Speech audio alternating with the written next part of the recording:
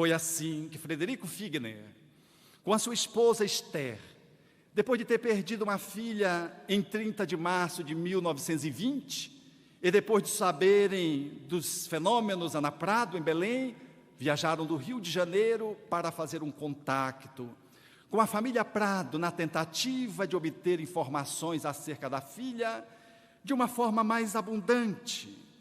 Figner, Frederico, era espírita, tinha a certeza da imortalidade da alma. No entanto, a sua esposa estava muito frágil, talvez não tivesse a mesma convicção. Sofrida, desesperada, fora para Belém do Pará. A família Prado saiu de Parintins, aonde também morava, e se dirigiu a Belém por 7 dias, na expectativa de atender a angústia de pais que perdem um filho. Porque não há nada mais intenso do que perder um filho, salvo saber que este filho continua vivo. 7 dias foi a necessidade daquela família no deslocamento a vapor para chegar em Belém do Pará. Ambos alquebrados. Eurípides, o esposo que coordenava a reunião relativamente, doente, sem a possibilidade de agenciar as comunicações em tempo hábil. E o espírito João, guia espiritual de Ana, que coordenava em nível espiritual os fenômenos para a pesquisa, logo assinalou que deveriam tratar de Eurípides, a recomposição do cansaço da médium, e os fenômenos poderiam ser estabelecidos no sentido de atender aquela família alquebrada. O primeiro encontro foi o encontro mais genérico. O grupo de pessoas era numeroso, 23 componentes. A reunião se desenvolveu. Não obstante a quantidade de pessoas e muitas incrédulas, dentre as quais uma que positivamente se colocava contrária à crença e trazia um sentimento de uma certa animosidade essa que se quedou ao término da reunião, quando ela, chorosa, declarou a sua postura íntima anterior, e ali se quedava diante daqueles fenômenos que, de algum modo, conseguiram demolir a descrença monolítica da qual ela estava investida. Naquela primeira reunião, no entanto, não obstante a precariedade da homogeneidade, 6 espíritos se materializaram, um após outro. João por primeiro, e depois vinha uma mulher, e depois vinha um outro espírito trazendo um diadema na testa, e assim se sucediam as materializações, e até que surgiu a manifestação de Esther, precariamente, que apenas disse à mãe, sem ser ainda reconhecida, em função da dificuldade da materialização naquele dia, dizendo: mamãe, a dor do luto não está na vestimenta, a dor está no coração. As 3 outras reuniões que se seguiram foram monumentais. Sob a orientação do espírito que guiava a reunião, afastou-se algumas pessoas que de alguma forma se opunham, dando uma certa heterogeneidade à reunião e assegurando agora um campo vibratório factível para que a materialização pudesse se estabelecer.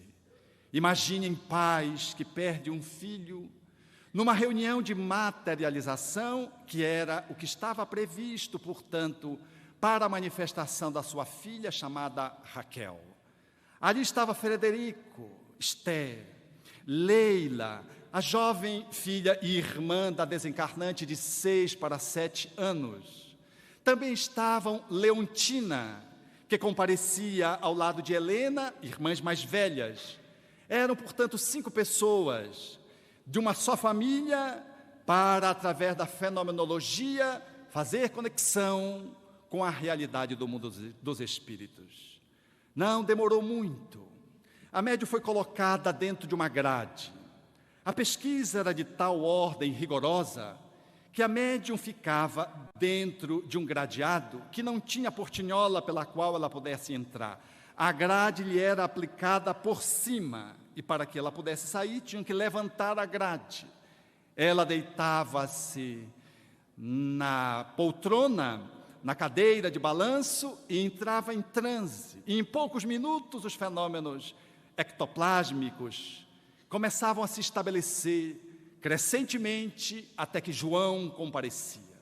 Um espírito volumoso, com a altura muito maior do que a médium, surgia no ambiente materializado completamente, para que em seguida surgisse aquela menina de 21 anos que desencarnara fazia 1 ano e 1 mês, porque era exatamente o início de maio.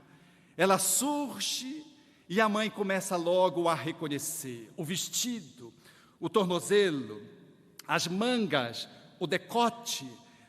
A jovem se aproxima dela agora de uma forma mais contundente, porque mais densa no seu processo de materialização, e a mãe lhe reconhece a fronte, lhe reconhece as sobrancelhas.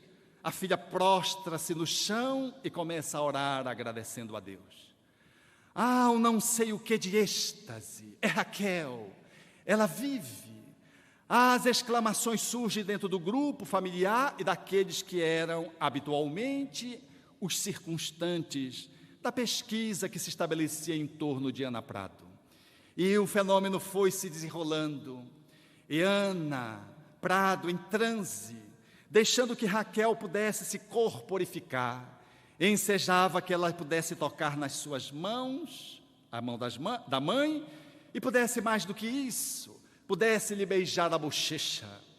Logo a mãe Esther vai se entrando num movimento de paralisia, fica estática, enquanto Frederico Figner e Leontina prorrompem num pranto convulsivo.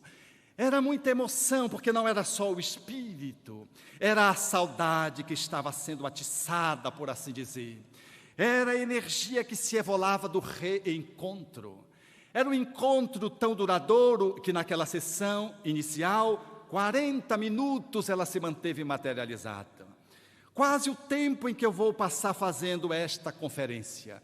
Lá estava ela, portanto, a mãe lhe pede um abraço. Ela vai, abraça a mãe e descola do espaldar.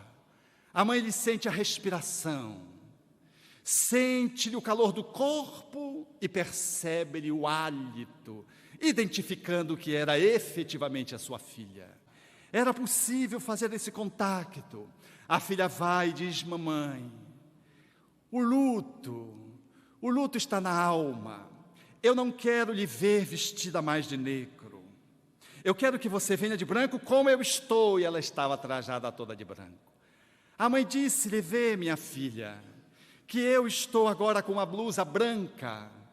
Você está contente? Ela pega as abas do vestido e sacoleja para demonstrar o seu contentamento. Ela não se contém, porque a filha volta e beija-lhe as mãos, e depois se dirige e beija as mãos dos pais, depois de tomá-las sob as suas. E ela diz: isso era um testemunho, porque na nossa criação o filho não beijava a mão. No entanto, quando ela adoeceu gravemente no hospital, lhe dispensando cuidados repetidos, ela costumava beijar-nos as mãos, beijar-nos o rosto, acarinhávamos-nos como se estivéssemos nos despedindo para uma longa viagem.